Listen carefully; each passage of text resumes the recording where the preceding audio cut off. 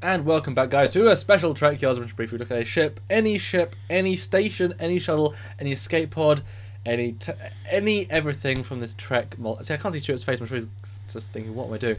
The big wide Trek multiverse: canon, non-canon, side canon, stoke canon, game canon, fan film canon, all different canons we look at, talk about, discuss, analyze, and theorize. Hi, Stuart. What are we doing today? Hi guys, today we're doing something really special for you guys to kind of close out the year and kind of as a Christmas gift to you guys. Something we haven't really looked at before in any kind of detail, and I think it's time we do that. I mean, we'll have a full episode down the road, but today we're going to be looking at Borg nanites, very cool little creatures that do things and are awesome. And that's the wrong thing. I'd love to see how we could do a full mission briefing on Borg nanites. Like, I would do a full episode later down the line, but we'll do a mission briefing now. We could. Anyway, today we're going to be looking at a fan favorite, Deep Space Nine, Terok Nor, the space station that you all know and love from Deep Space Nine. Yes, and if you had forgotten, guys, Deep Space Nine, the show, came out in 1993 and in 1999. Didn't actually realise it came out on my birthday, so I'm as old as DS9. Didn't realise that. Oh. So everyone in DS9, the actors are my age older than they were when they did the show. Wow. How does that make you feel? Fine. Fine. I look great for however old I am. So yeah, Deep Space Nine, the space station. Stuart, did you watch Deep Space Nine live when it came out in 1993? I did. I didn't watch all of it though. I wasn't a super huge fan back then. I was too busy with my life and doing things. I was out and about. I didn't really get a chance to sit down and watch a lot of Star Trek, unfortunately. And Deep Space Nine kind of lost me the first few seasons. There were just some really shitty episodes, and I couldn't stand some of the characters. I hated Kira. I hated. Who else did I hate? I wasn't a big fan of Bashir back then. But. So I never really watched all of them in order. I'd see the odd one here and there, pick up pieces of it, whatever. But it was always kind of my least favorite Star Trek. And then I met my wife, and she's like, "You got to watch Deep Space Nine from front to back." And I'm like, "Okay, I'll trust you." And did that. And again, the first 3 seasons are tough to get through sometimes. Really bad episodes and... Ugh. And the whole Bajoran religious thing, I absolutely hated all that stuff. I think we bonded on our dislike of that right at the start of our 10 years Trekyards. Yeah, it just doesn't do it for me. And anything having to do with Kira or the Bajorans, those episodes just... drag the show down a bit. Anyway, after Worf comes on board and Sisko shaves his head and becomes badass, the show gets really good and it's now my favorite Star Trek series, and my favorite episode of all time of Star Trek takes place in Deep Space Nine. So... there you go. You can see I can do a 180 complete flip on something you disliked at first.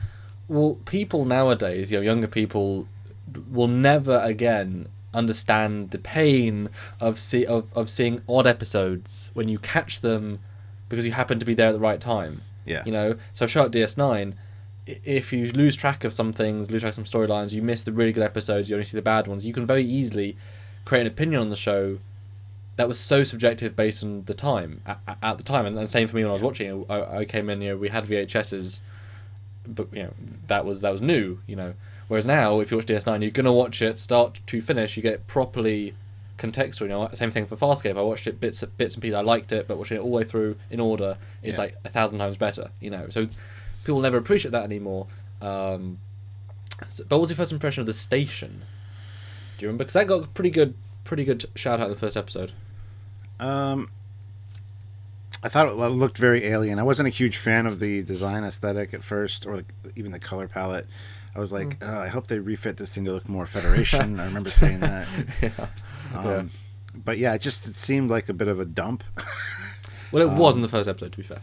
Yeah, exactly. And but no, it's one of those things that the more you see it, literally every episode, it's like the different angles. It's like, oh, this thing's nice. It starts to grow on you after a while, and it becomes, especially because considering it becomes like home. Like you're always there. There's very few like no station related episodes, and the Cardassian aesthetic, the interiors really start to grow on you. The shapes tie in together when you see the Cardassians more, and you see how they tie into the neck ridges and things like that. It's just very well thought out, very interestingly planned. Now there are flaws in the station. I wouldn't want to be running through the corridors because they have little lips that you got to jump over. I'd be afraid I'd trip and break my neck. Not very well thought out, but it's a Cardassian mining station, so it's not like built for comfort. So, which is a great context to remember. We see it in one way, but it wasn't built or designed that way. Yeah, exactly. First of all, I like DS9, this show. Same thing as you, though. It was my least favourite Trek when I started watching it, because, again, Star Trek's not about war, even though it was Cold War randomly in TOS. It's a good show from start to finish, but it's not home for me, and the characters are obviously better characters, but I can't really relate to them, and it's got so little ships, so little tech, so little sci-fi. It's got more... Again, I always say Voyager and DS9 complement each other, because Voyager has the Trek, the sci-fi, the ships, the aliens. DS9 has the characters and story. When you watch them side by side, you get everything, but if you watch one and not the other, you're lacking severely in aspects, you know? Yeah, and as you said before, too, Voyager's got the exploration aspect of it. Deep Space Nine's got the war. So, yeah. Yeah, so I was, we try and do mission briefings on DS9 ships, and there's literally like 21 out of 200 episodes. Anyway, but yeah, the station, can't remember a first impression, but I've always liked it, and the Eagles miniature is really excellent. I really treasure that model. It's really nice. It's certainly worth the double price. And doing the 3D renders for this show, I really appreciate that it can look good from almost every angle, which is a hell of a thing. I mean, the fact that it's, in 3 pieces and then cloned kind of helps that, because it's the same thing from most angles. Obviously, its symmetry helps, but subtle things that in the design process you might not think to add, but when you add them, the power core, the way the all these little things come together to form a really nice, really elegant, really functional looking station. I think it's one of those things. It's more than some of its parts. And having talked to Rick and seeing the previous potential designs, this is certainly came into its own as the winner. It has its own unique style, flavor. Maybe not as functional in some ways, and we'll get to that later. But it's a great station. The miniature they made was pretty bloody incredible. Yes. Anyway, so let's talk about it. So this next picture, Stuart, is the CG one, made by Ed Jennings, who works for Eagle Moss and does some other great stuff. Really talented model maker. We got this model recently, and it's bloody incredible. There she is in all of her beauty, Stuart. The Deep Space Nine station, looking totally different to Deep Space 8 because they were given it by an alien race. It's very nice. What stands out to you though when you look at this design? What grabs your eye? What is the thing that grabs you for this design anyway? It's always the docking pylons, and on the inner ring, the little spikes that come up. I'm not exactly sure what they are. I can't remember offhand. Well, they're weapons later on, obviously. Don't know what they would be the first iteration, but I don't know. I think there were phases at the top in the first episode, but then they obviously refit to be weapon turrets later on. But yeah, it looks aggressive. It looks unwelcoming. It doesn't look like. Yeah. I mean, at first glance, that's what you get. But after a while, it does. The curves kind of soften. But it does look like cobra heads on the top. Ready to strike. So it does have that kind of reptilian look to it, which is Cardassian-esque. But yeah, I think the main thing I notice all the time is the big docking pylons. It's a very 3-dimensional station, isn't it? Yeah, I've got my little one here. It's actually much better to look at in 3D, as I find with a lot of models. So I got my little ships hanging from it. But I mean, there's so much dimensionality to it, and I love the camera angles they use where they go around it. Yeah. There's just so much to look at. You see something new all the time when you look at it, and I think that's one of the best things about it, being in the 3D environment. I think they missed a lot of opportunities with the show as far as what they could have done, and a remastered version showing a little bit more dynamic shots would be kind of neat, but they did quite a few really interesting ones, so can't really complain too much, I guess. But well, the advantage of having a static model is that they can it's never going to move, so you can move the camera a bit more around it to make some more interesting shots. Yeah. It was interesting. One thing that always sticks out to me, especially in this 3D version that I've now been able to fly around, is the cutouts all around. You look at the outer ring. There's little yellow cutouts in the pylons. There's red cutouts. Just, you know what I mean? They're just greebly panels, almost for greebly panel's sake. But I love this, the depth, even more depth, even more detail. Again, sometimes just more than some of its parts. I find with these sorts of designs. Yes. But you talked about cool angles though, Stuart. The next picture, well, I mean, a familiar thing we might have seen. Yeah. Yeah. The Defiant Docking port. Anyway, yeah. And this is where it's kind of interesting because it seems like the scaling always changes for the Defiant. Sometimes it seems a lot smaller when docked to the station. Other times when it flies through, it looks like it's so huge. Mm-hmm. Yeah, and this is where I have issues with the Defiant as far as docking goes. This little front part, and we've seen the cutaway, how it's supposed to work, and it just doesn't really make much sense. But anyway, yes. But it looks great to dock. I love that it's such a teeny thing. And instantly I made this shot and I was like, wow, it looks like the show, almost. It's like, oh, nice.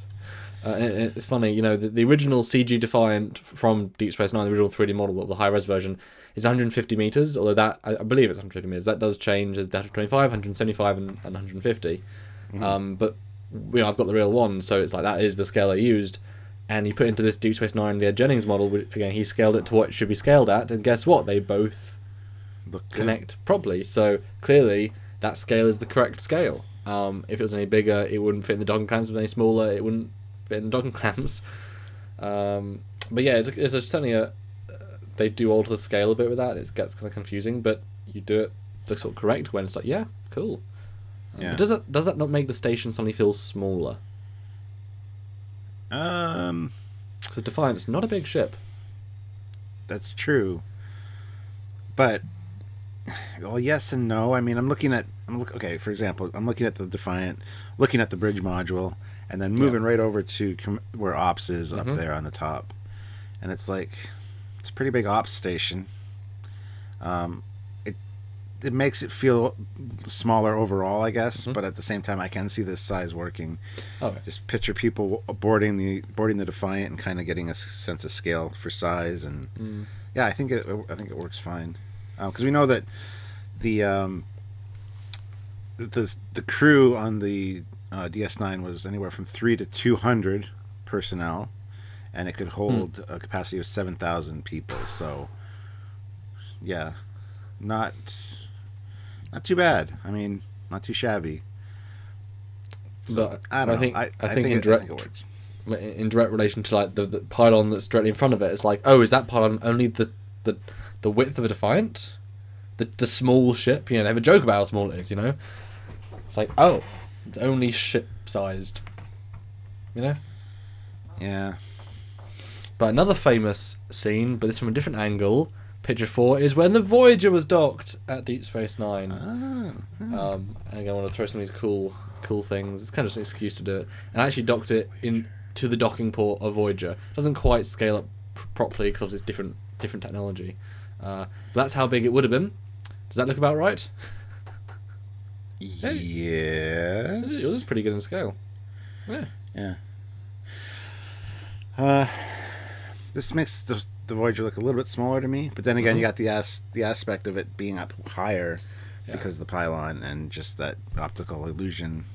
And the creative shots. Yeah. And there's some orthographic shots later on. These are like the cool shots. Yeah, that's very cool actually. And I love those docking pylons, and that having multiple ships docked there looks really cool. It's very dynamic looking. We never saw it like fully decked out though, which would be cool. Because it's kind of dangerous, and we'll get into that a little bit later with what sort of ships can and shouldn't, despite doing so, shouldn't dock. Now, does this picture... See if you're ahead of us, audience, with guessing which ship. Does this shot... Again, I like the way it is now, but if it was a CG show, like properly, 10 years later, and they could just suddenly make a new DS9 model or whatever, would you, seeing these two together, would you like to have seen them refit DS9, the same design, but with that blue hull of Voyager, the same colour palette? How do you think it would look? Because now you can see the Voyager, make it a Starfleet-looking station. How do you think that would have looked? I wouldn't have wanted them to. I mean, Because you mentioned refitting it earlier. Thought. Yeah, that's my initial thought when I was younger and saw it. I thought, were they going to do that? And then they never did. And I'm like, well, you'd think they'd add something to make it more Federation-like, on first glance. It would be cool to see a fully Federationized version of this ship, of this station. But I really hope they don't. I'm glad they didn't do it, and I hope they don't do it for any future versions. I mean, to add a few little Starfleet pennants or whatever on the side of some of the pylons, maybe. Just a little bit of a touch, but... I guess probably part of that is it was never actually a Federation station, it was a Bajoran station, yeah. which they were running. So I guess they couldn't. But how cool would it be just to see it with this colour scheme, and like in each of these big box parts at the edge, have a phaser strip on the top and the bottom, you know, like properly deck it out in Federation style. I think could look really kind of epic. It would look kind of cool, yeah. Absolutely. But Stuart, other ships dock at DS9. The next picture shows another ship that we've seen dock at DS9, the Galaxy class Enterprise D. What do you think about that? I don't know. I don't think so. But we saw it docked though. I know, and it did look cool docked to the upper pylon. Trust me, that looked amazing. But that size thing always bothered me too. It just because that doesn't look to scale of the Voyager that's docked up there at all. Unless it's just my imagination. All to scale. To each other. Everything's to scale. It's all just load the models in and let them be. Wow.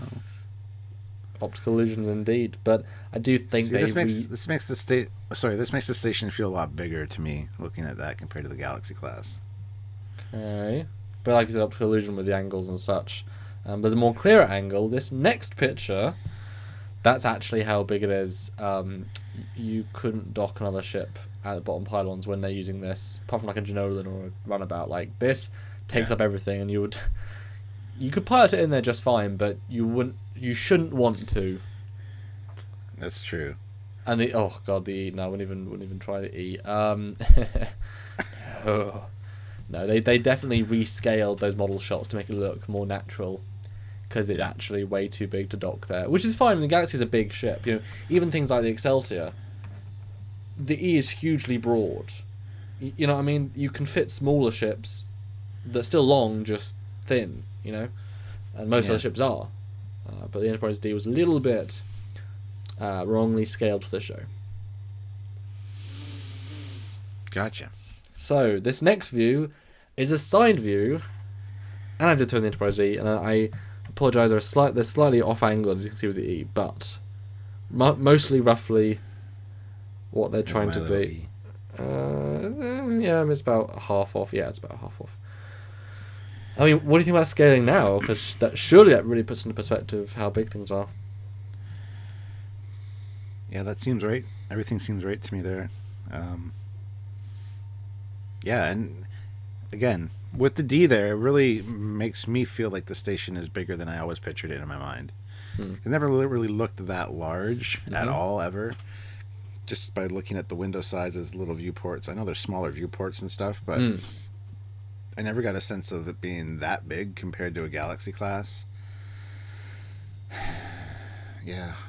I can see 7,000 people being on board. Well, it's like we always say, though, you know, the side and the top, you know, don't always equate because they are different. We're not going to jump that one just yet. But, yes, you know, it's 2 and a bit. Enterprise D is long and probably 1 and 2 and a little bit for the E. But it's certainly a station that is meant to dock with smaller ships like the Voyager, and you know, if you dock those little ships, boom, it feels just about right. But most ships are more in that range. That between that and the Galaxy is most ships, you know. Yeah, and you got to keep in mind too. This was a mining station originally, so it would be, you know, having cargo ships docking that are transporting ore. Most cargo ships aren't going to be the size of a Galaxy class ship. Yes. You'd be able to have 3 docked on each upper and lower pylon section, so 6 docked in total at the same time with clearance issues wouldn't be a problem. So, Yeah, no, yeah, absolutely. We're trying to, recombobulate to a completely different scale measurement. I mean, even Galores are pretty big, but they could just beam on board. They don't need to dock. Docking is quite an odd. You don't need to dock. And most ships don't dock at DS9. Doesn't really add anything per se. And obviously, you've still got the side, because obviously you've got the big side pylon docking ports, but you've still got smaller ones, like all across. So you can dock a lot of smaller ships on this station. But it's it's interesting. The ops tower, the generator is the length of the Defiant. I mean, it's just like, it's interesting. So you never see this in the show, so it's great we get to show it.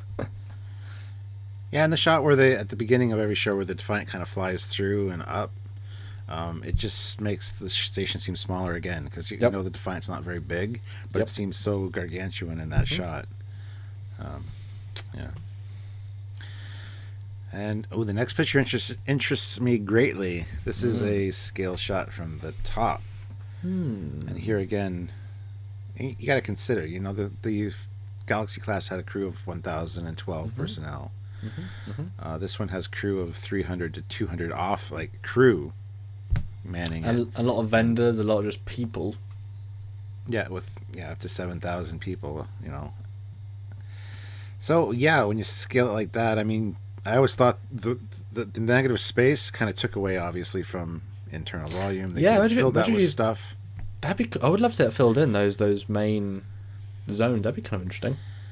That would be huge. That would be like I was going to say like a city in space, but it already is. That would be like a starbase in space. Wait a minute, it already is. I don't know. It would just imagine the internal volume they could gain just by constructing stuff, even just from that inner core area to the inner ring. Yeah. Not the outer rings at all, but just that middle part. Fill that in. I mean, wow, you'd increase your volume immensely. And it'd be cool, especially that inner ring, if that was like just cargo containers, like big ones. You just slot them in, you put the ore in, pull them out, you try to beam it away. You've just got these massive containers. Like, it almost feels like it's designed to have that. Designed to have other stuff. And you would think, like, how modular is this? I mean, it doesn't need to be necessarily any, but there's so much negative space, so much. Why couldn't? I mean, if you look, you've got those. I didn't actually know this was a thing, but apparently it is. You've got the outer big boxes, and in between with the docking ports, you've got things that push in, which is interesting. I'm not sure what they do. I mean, what if they were docking ports too, or what if they could connect to cargo containers? So you have an inner ring of smaller, freighters. That'd really increase the potential, because again, you could dock Defiance in the inner ring as well. So if you really wanted to make this like a proper, like an airport hangar, or like an international airport, you convert those into docking bays. I mean, you've got, how many is that? It was like 20 ships you can dock at one time. Make a full spaceport. Yeah. Yeah, and I think they missed a lot of potential with the show exterior shots. Just showing cool things like that, like quite a few docked in the outer ring, facing out, and I think it would have made it feel busier, made it feel more, because they mentioned sometimes how busy the station is and how they have ships waiting to dock because all the pylons are full. You hear that all the time, but you never see it. I would love to go back and see some remastered CGI shots of that kind of stuff. That'd be cool. Well, it's one of those things that we were lucky it came out when it did, because we managed to get the DS9 battle shots, which were great. Really ahead of their time in terms of CG and what they could do. But if we'd had that the first season, you know what I mean, it would have been much, much easier. And they could have done some really cool stuff, because we were only a couple of years out. I mean, yes, in Enterprise, we didn't see... Although, to be fair, even in like Voyager, there was that one amazingly big station that had like 1 billion things docked in it. So we did have... right at the end of that, we did have those sorts of scenes. So that would have been... Yeah, that would have been... According to Memory Alpha, this has 6 large docking pylon ports, 3 medium docking ring ports, 9 small docking ring ports, and then the 6 landing pads for the runabouts and things. So it is quite hefty as far as docking potential. Oh yeah. I mean, how much ore are you really processing? Well, yeah, exactly. But yeah, like I say, it's interesting. I like seeing how the pylons are about the size of the Enterprise. The Voyager. The saucer of the D is almost a third smaller than the inner ring. Yeah. Again, Star Trek is known for smaller scales, and I appreciate that. Mm-hmm. It's advanced technology. Yeah. Like we can see all these bridge models, and we know exactly how big that is. Okay, exactly roughly, but you know what I mean. We can see a window. We know the size of a window. We can look at this and understand the human scale. You go to Star Wars. How big is a Star Destroyer? It's big. You know what I mean? There is no really good human scale with that, and so I like Star Trek being smaller. Like this feels big, but it's so comparably big. We don't, Star Trek we don't build, or we shouldn't build 3 miles long. I mean, the space dock is an exception, but that's meant to be the big Earth central hub, with 1 billion different functions. But this is a really good size for a station, I think, and yeah. Yeah, especially not a non-military station. It was designed to just be a civilian, like mining station. Next time on Trekyards, the rest of this episode. Yeah, it's pretty normal. Like you expect this from us now. It's just like next time, next episode, it'll be great. It'll be great. If you're still watching this video, and we're still talking, why? Just watch something else. Watch another Trekyards video. It's over. It's over. Go home. Bye, guys. Bye, everybody.